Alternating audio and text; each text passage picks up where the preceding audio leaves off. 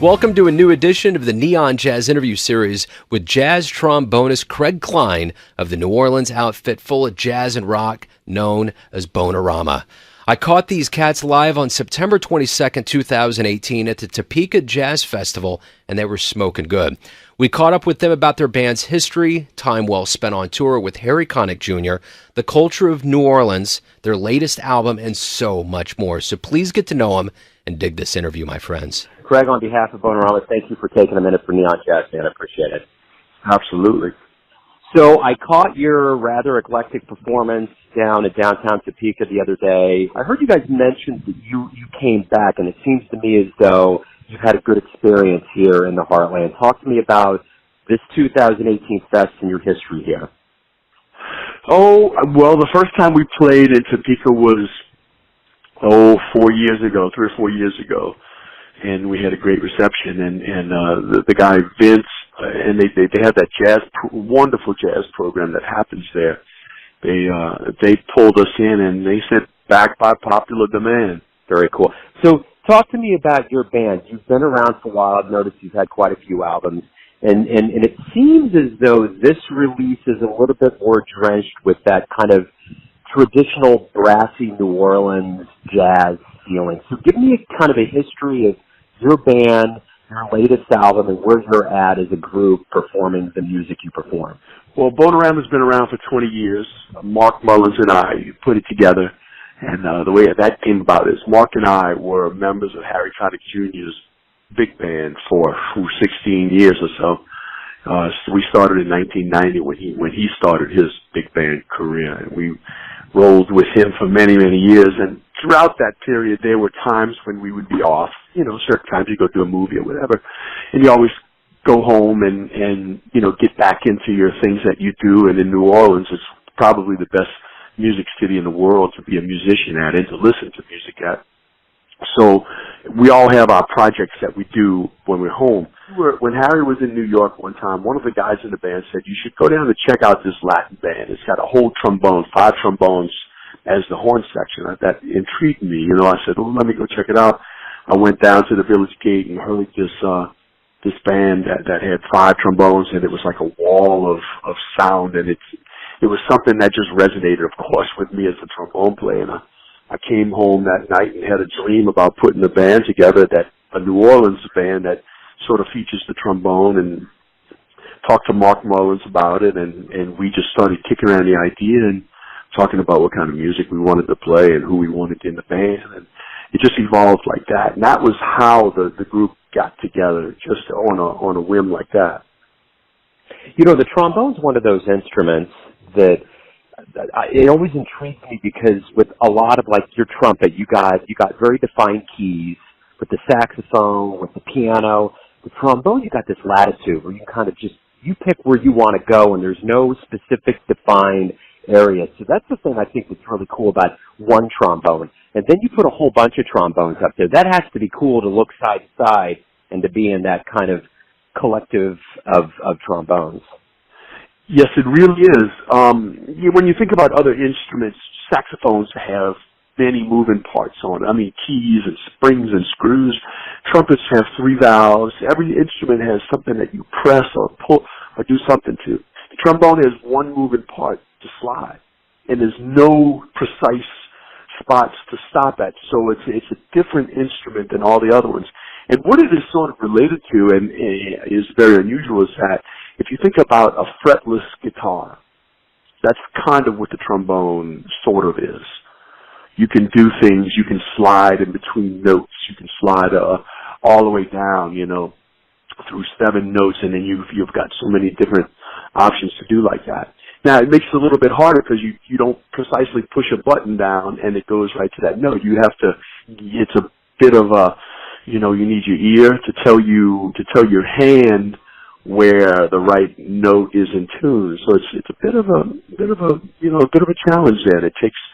It looks easy, and it's really not. It takes a lot of work to get all of that together. Now, the trombones together, that's exactly what you said. The trombones blend so well together. It just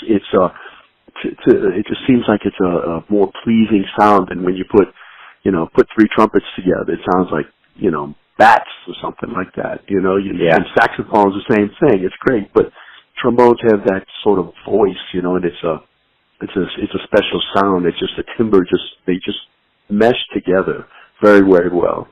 What I was wanting to know is, what do you learn from somebody like Harry Connick, that's such a pro at what he does? Oh man, playing with and working with Harry for those years was one of the most amazing experiences that Mark and I both could ever imagine and was ever a part of.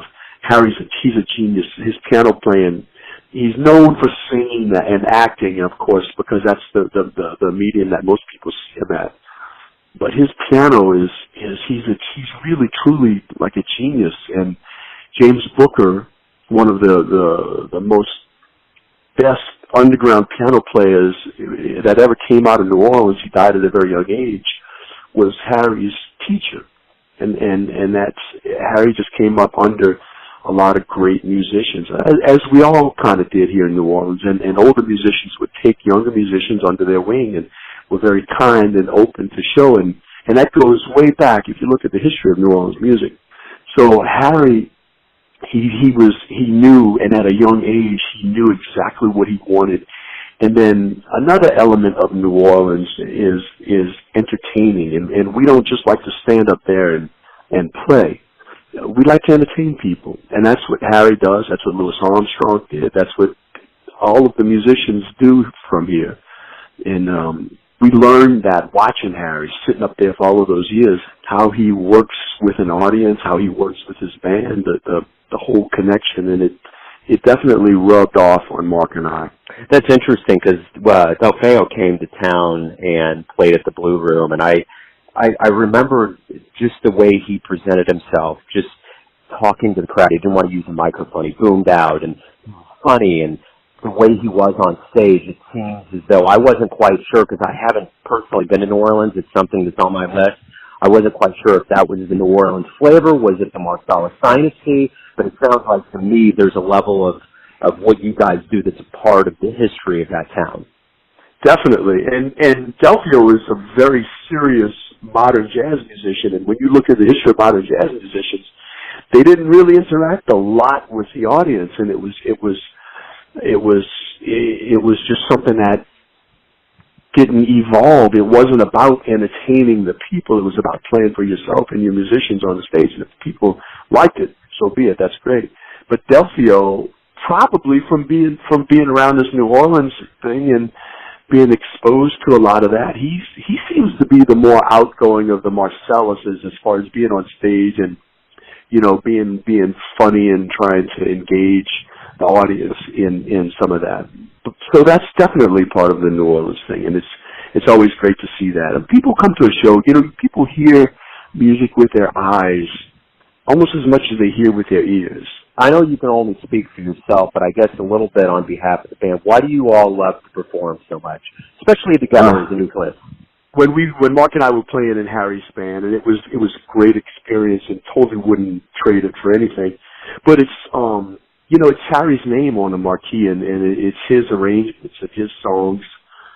So the thrill of having, you know, your own concept out there, your own band, you know, with a name, and we can write our own music and play whatever songs we want to play and sort of control our own destiny if you know, if that's kind of how you look at it.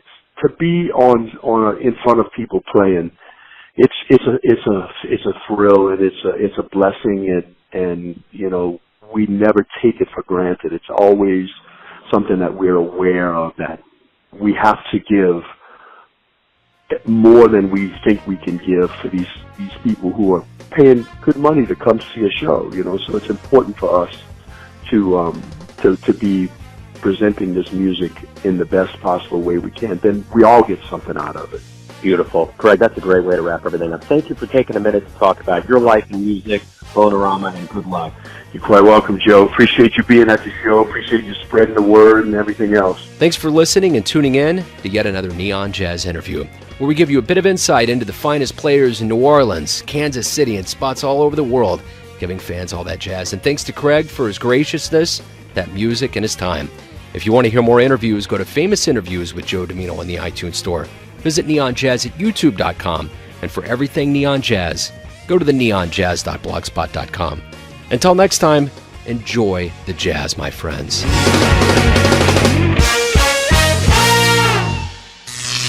Neon Jazz.